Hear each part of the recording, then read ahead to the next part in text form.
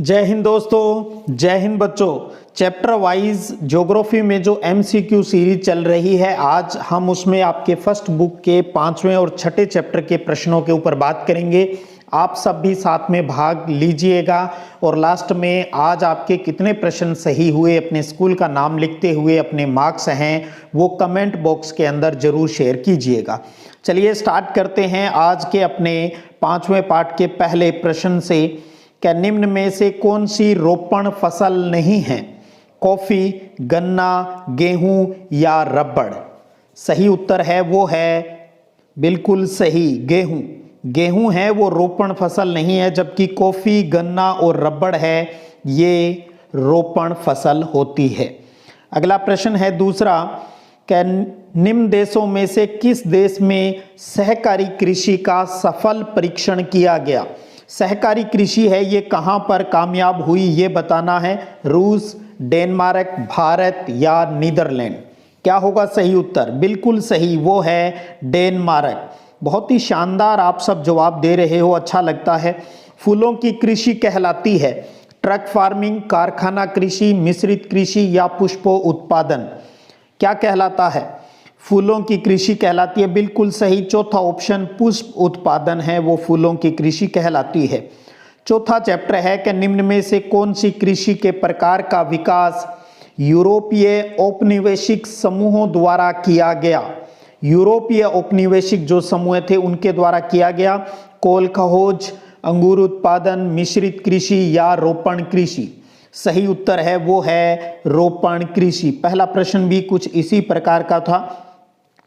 अगला प्रश्न है 5वां आपके सामने के निम्न प्रदेशों में से किस में विस्तृत वाणिज्य अनाज कृषि है वो नहीं की जाती है? विस्तृत वाणिज्य अनाज कृषि है वो कहां पर नहीं की जाती है? अमेरिका और कनाडा का प्रेरी क्षेत्र, अर्जेंटीना का पंपास क्षेत्र, यूरोप का स्टेपीज क्षेत्र या अमेजन बेसिन? किस में नहीं की जाती है? वो है चौथा ऑप्शन, बिल्कुल अमेजन बेसिन में इस प्रकार की कृषि है वो नहीं की जाती है। छठा प्रश्न है कि निम्न में से किस प्रकार की कृषि में खट्टे रसदार फल जैसे अंगूर की कृषि है वो की जाती है? बाजारीय सब्जी कृषि, भूमध्य सागरीय कृषि, रोपण कृषि या सहकारी कृषि? तो ध्यान रखिए, जब कृषि में खट्टे रसदार फलों की बात होती है तो ये किस प्रकार की कृषि है? ये है भूमध्य सागरीय कृषि। बहुत ही शानदार जवाब आपके फटाफट आते हुए। निम्न कृषि के प्रकारों में से कौन सा कर्तन दहन कृषि का प्रकार है? कर्तन दहन कृषि का प्रकार है विस्तृत जीवन निर्वाह कृषि, आदिमकालीन निर्वाह कृषि, विस्तृत वाणिज्य अनाज कृषि या फिर मिश्रित कृषि? तो कर्तन दहन कृषि का प्रकार बिल्कुल सही दूसरा, आदिमकालीन निर्वाह कृषि यानी जो स्थानांतरित कृषि की जाती है वो इसके अंतर्गत आती है। 8वां प्रश्न है अब आपके सामने। निम्न में से कौन सी एकल कृषि है वो नहीं है? डेयरी कृषि, मिश्रित कृषि, रोपण कृषि या वाणिज्य अनाज कृषि? तो इनमें से एकल कृषि कौन सी नहीं है? सही उत्तर है वो है मिश्रित कृषि। मिश्रित कृषि है तो ये कौन सी नहीं है? एकल नहीं है भाई। 9वां प्रश्न है कि स्थानांतरित कृषि के क्षेत्र का नाम, क्षेत्र और नाम का सही सुमेलित विकल्प है? तो ध्यान रखिए, मध्य अमेरिका और मैक्सिको यहाँ पर जो स्थानांतरित कृषि होती है वो मिल्पा, तो ये बिल्कुल सही है। और मलेशिया और इंडोनेशिया में जो ये स्थानांतरित कृषि होती है उसको लादांग कहते हैं, ये भी सही है। भारत के उत्तर पूर्वी राज्यों में इसे झूमिंग कृषि कहा जाता है। तो तीनों ऑप्शन सही है, तो उत्तर क्या हो जाएगा? ऑप्शन 4 उपरोक्त सभी।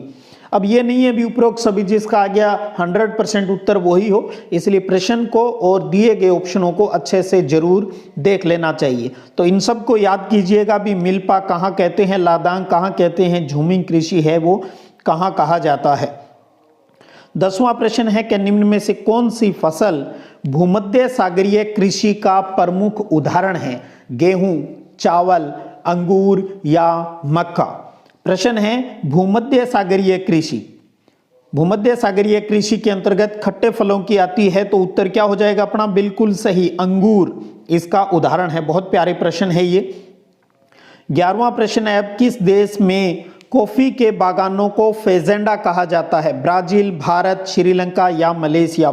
सबसे सुपर डुपर इंपॉर्टेंट रहता है इस चैप्टर का, तो सही उत्तर है वो है ब्राजील, बिल्कुल सही। तो ब्राजील, कॉफी और फेजेंडा तीनों नाम ध्यान रखिए। ब्राजील के अंदर कॉफी के बागानों को फेजेंडा कहा जाता है। यह प्रश्न किसी रूप में पूछा जा सकता है, वन लाइनर में पूछा जा सकता है, रिक्त स्थान में पूछा जा सकता है, ऑब्जेक्टिव में पूछे जा सकते हैं ये प्रश्न। ट्यूलिप नामक पुष्प की खेती में कौन सा देश विशिष्ट स्थान रखता है? बहुत प्यारा प्रश्न। ट्यूलिप, नीदरलैंड, रूस, डेनमार्क या फिर ब्राजील? सही उत्तर है वो है नीदरलैंड। तो नीदरलैंड के अंदर ट्यूलिप पुष्प की खेती है वो होती है। 13वां प्रश्न है कि किस कृषि को सोवियत संघ में कोल खहोज का नाम दिया गया है?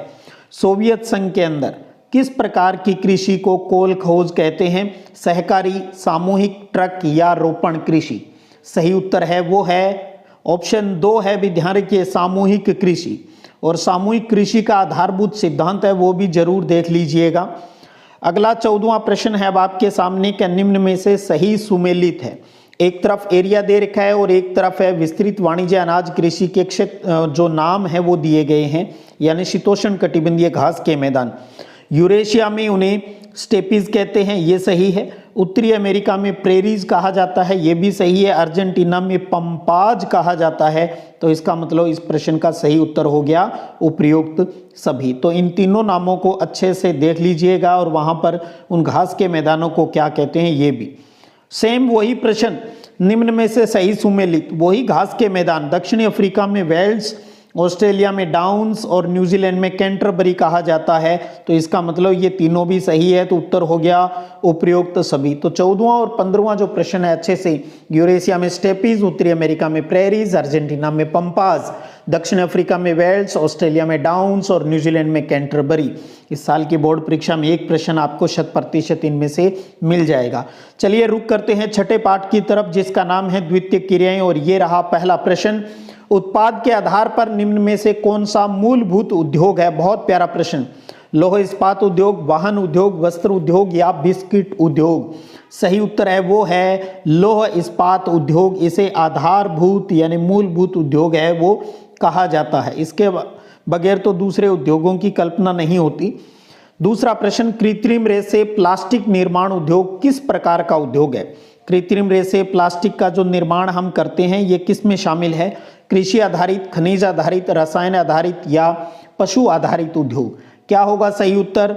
बिल्कुल सही, ये है केमिकल बेस्ड इंडस्ट्री है, यानी रसायन आधारित उद्योगों की श्रेणी में ये आते हैं। तीसरा प्रश्न है, रूहर या रूर औद्योगिक प्रदेश किस देश में स्थित है? जर्मनी, संयुक्त राज्य अमेरिका, फ्रांस या चीन? और रूर औद्योगिक प्रदेश आता है ऑप्शन 1 जर्मनी के अंदर, जर्मनी के अंदर है भाई। अगला प्रश्न है चौथा, महान झील औद्योगिक प्रदेश किस देश में स्थित है? बहुत प्यारा प्रश्न। महान झील औद्योगिक प्रदेश, लौह इस्पात उद्योग जब पढ़ते हो आप विश्व के, उसके अंदर आता है ये। जर्मनी, संयुक्त राज्य अमेरिका, फ्रांस या चीन? सही उत्तर है वो है यूएसए यानी संयुक्त राज्य अमेरिका। बहुत प्यारा जवाब आप सब दे रहे हो। पांचवा प्रश्न, सिलिकॉन घाटी किस नगर के पास स्थित है? न्यूयॉर्क, सिएटल, सैन फ्रांसिस्को या पिट्सबर्ग? तो सिलिकॉन घाटी किस नगर के पास स्थित है? सही उत्तर है वो है सैन फ्रांसिस्को। तीसरा ऑप्शन इसका बिल्कुल सही है। अच्छे से घोटते चलें। अमेरिका के किस औद्योगिक केंद्र को जंग का कटोरा कहा जाता है? पिट्सबर्ग, शिकागो, बफेलो या गेरी? बहुत प्यारा प्रश्न। जंग का कटोरा किसे कहा जाता है? सही उत्तर है वो है पिट्सबर्ग। और पिट्सबर्ग कहाँ है? यूएसए के अंदर है भाई। अगला सातवां प्रश्न है कि निम्न में से धुएं की चिमनी वाले उद्योग हैं? धातु पिघलाने वाले उद्योग, रसायन निर्माण उद्योग, वस्त्र निर्माण उद्योग या उपयुक्त सभी?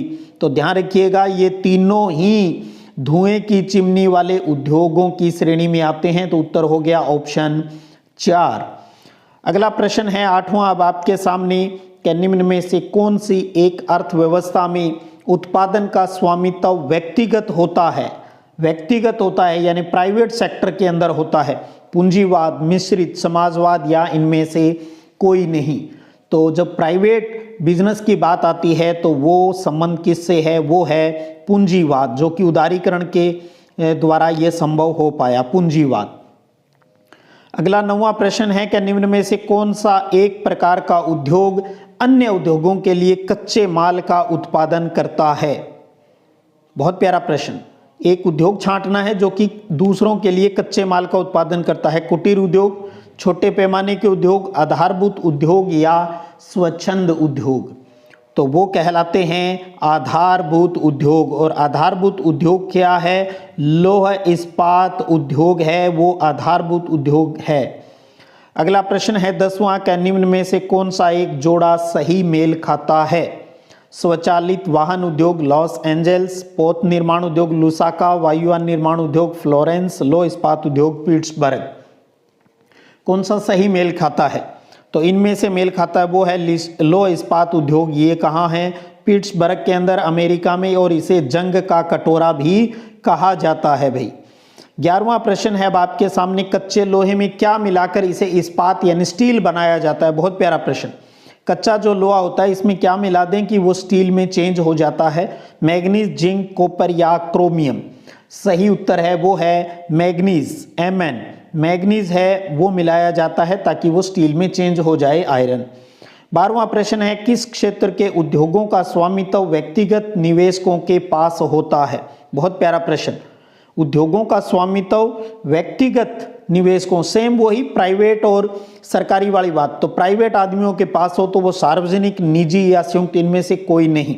तो सही उत्तर है वो होगा निजी सेक्टर में, निजी सेक्टर में। और ये किसके वजह से संभव है, ये पूंजीवाद से संभव है, उदारीकरण से संभव है, पूंजीवाद की श्रेणी में आता है।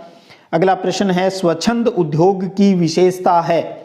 स्वच्छंद उद्योग जो होते हैं इनकी विशेषता, संगठक पुर्जों पर निर्भर रहता है, श्रमिकों की कम आवश्यकता होती है, प्रदूषण नहीं फैलाते ये उद्योग, या उपरोक्त सभी। तो सही उत्तर है वो है उपरोक्त सभी। तो अच्छे से इन तीनों को याद कर लें, ये स्वच्छंद उद्योग की प्रमुख विशेषताएं हैं वो मानी जाती है। तो ये था छठे पाठ के ये 13 प्रश्न। इससे पहले हमने 15 प्रश्न है वो 5वें पाठ के आज किए। अब आप टोटल करके भी आज आपका कितना रिजल्ट है वो रहा, कमेंट बॉक्स के अंदर जरूर है वो शेयर आपको करना है। अच्छे से अपनी तैयारी को आगे बढ़ाते रहिएगा। अगले वीडियो सेशन में अगले 2 चैप्टर को लेकर, ज्योग्राफी के इंपॉर्टेंट क्वेश्चनों को लेकर अभ्यास है वो करते रहेंगे। फिर मिलते हैं, तब तक जय हिंद, जय भारत।